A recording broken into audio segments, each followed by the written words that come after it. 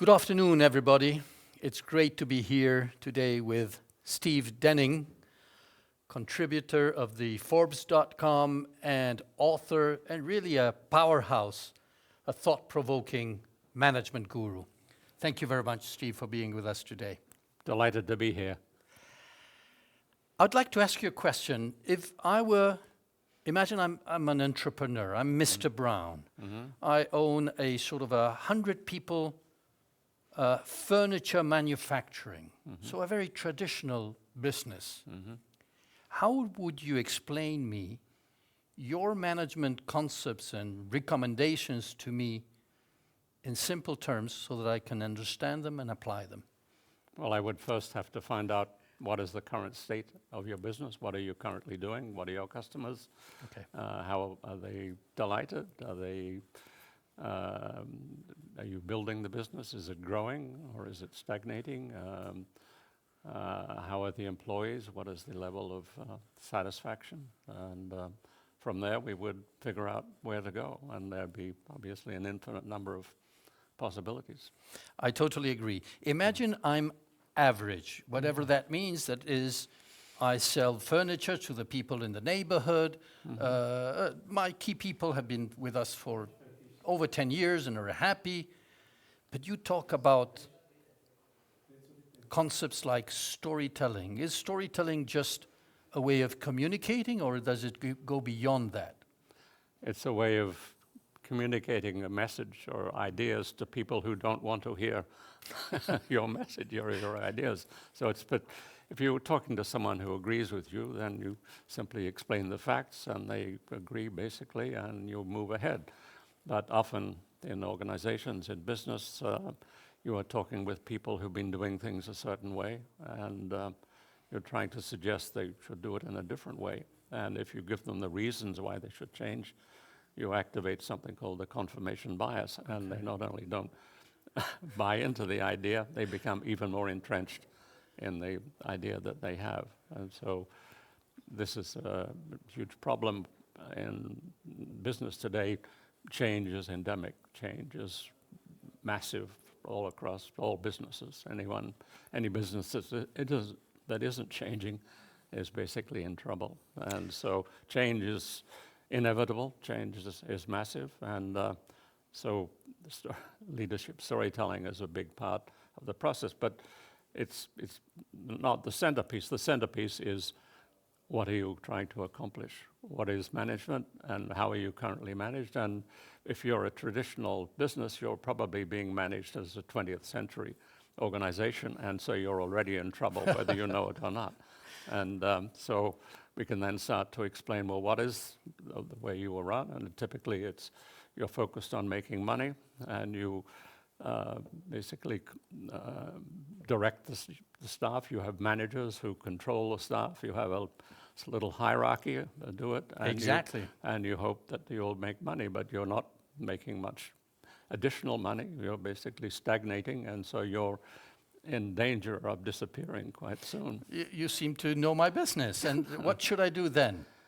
Well, we can sit down and talk about, well, how are the best organizations run today? And they are already being run very differently from the way your organization are run. And they For example? Well, take the leading examples are obviously Google and Apple and Microsoft, companies that are growing extremely rapidly. Even small companies like ELF Beauty, which is a tiny company but growing extremely rapidly. So this is not just about big companies, but they're being run by a totally different way of being managed. It's not about big or small companies, but is it about new companies or traditional companies? Should a traditional company be run like Google? Well, it's a traditional product, I would say, more than... I mean, it's a furniture firm instead of... So each sector is different, but the underlying management change, I think, is common across sectors. So the companies that are doing well are not just technology firms, but I say the business firm, a beauty firm, the car companies, the best car companies are going in this way. Every sector you can start to see firms. I'd say 20% of public companies are now being managed in this different way, so it covers every sector. Tell me one aspect, just one aspect of this new way of managing that I could apply in my furniture business. It starts with the goal, which is creating value for your customers. Your goal currently is to make money. You need to rethink that and focus on how can I create value for customers. And you start along that track by asking, well, what are how do my customers currently feeling about what I'm doing? Am I meeting their needs as I know them? And if you are, then you can go on to the next step, or what are the unmet needs that you could deliver more? And you can then start to think, are there other customers that you could reach? And we can talk about how to do that. And then you could talk to the employees. Now, the employees, of course, being run in a traditional way, they will not be positively excited by the idea that everything is going to change. So that is where the leadership storytelling comes in. You have to communicate this in a way that they'll be responsive to, and story is one way to do that. Let's go back to the customer needs. Yeah. In a conversation with James Cameron, the movie director of Avatar and Titanic, he said, I try to give experiences that the customer couldn't even imagine.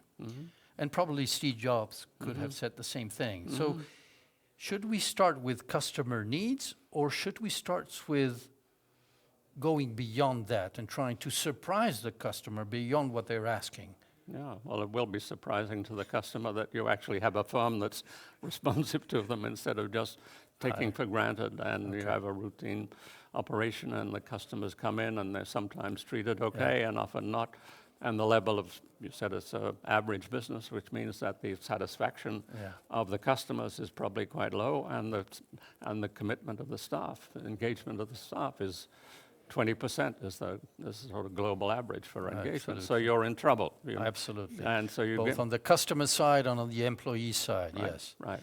Let's go to the employee side. And you talk about agility and agile leadership. Again, can you explain me how I could imagine applying that in my furniture business? Well, this was a set of ideas that grew up in the software industry. And the idea was that if you're in a fast-changing sector like software, you need to be innovating rapidly. And so instead of working, say, as Microsoft did on 3-year cycles, you're working on 3-week cycles, and then you start saying, well, let's speed it up and let's start on weekly cycles or on 3-day cycles or on daily cycles, and you're starting to innovate at an extremely rapid pace. So that may or may not be relevant, and certainly not where you would start with your company, because you have a disengaged workforce, and you first of all have to explain to them where they are and start to engage with them, tell them, give examples of, let's say, another furniture firm that was in your situation 5 years ago, and here's what they did. And you tell them the story of that firm, how it introduced understanding of what the customers really needed, and they found that the customers did not need what you were actually selling. They wanted something different, and they showed them how they got the staff to understand the need to get into a different mode, and lo and behold, they're now worth 10 times what they were 5 years ago. That kind of story will generate excitement because they can relate to that, and then they can start to say, well, what would we have to do?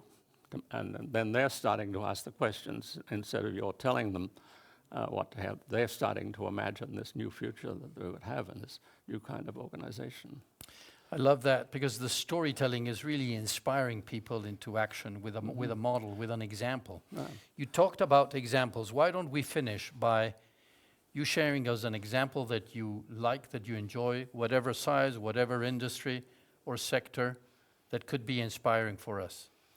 Well, one example would be what I just talked about is some of these venture capital firms, which used to be seen as vultures, are now having a totally different approach and making the employees owners of co-owners of the business. And so they have some exciting examples. At KKR, the very famous firm, that took a garage making firm, which is not too different from a furniture firm, and they created the staff as co-owners of the business, and it grew fantastically, and the staff become beneficiaries, so they were made huge $100,000, $200,000 out when the firm was transferred to another owner. So KKR has now changed all of their business to proceed in this way, to make staff ownership of the business a driving force in taking the company forward. That's really an inspiring example for any type of business in any sector. Have your staff, your people, become partners, real partners of your company. And you talk about private equity. When you look at the numbers, they are a very small portion of the investment, but a very large portion of the sales of the value created. So I think it's really a model of value creation that is working. Absolutely. Thank you very much, Steve, for being with us today. And we'll follow up with red carpet, so stay tuned.